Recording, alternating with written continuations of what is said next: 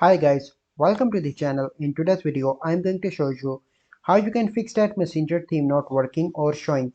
Before getting into this video, must subscribe to our YouTube channel and click on the bell icon. So the first step you simply need to do is to open Play Store and search for Messenger, and you need to update Messenger application. As you can see that my Messenger is up to date. Then you need to go into your smartphone settings and go into the app management and search in app list for Messenger. Okay, and then you need to click on storage and cache, and the first step you need to clear cache, and after that you need to clear storage as well and click on OK.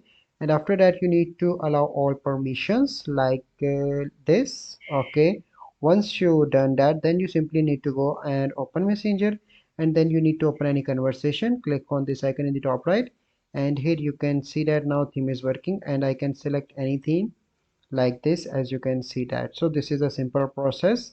I hope you find this video helpful. If you find this video helpful, must like this video, subscribe to our YouTube channel for future videos. We'll see you in the next video. Thank you, have a good day.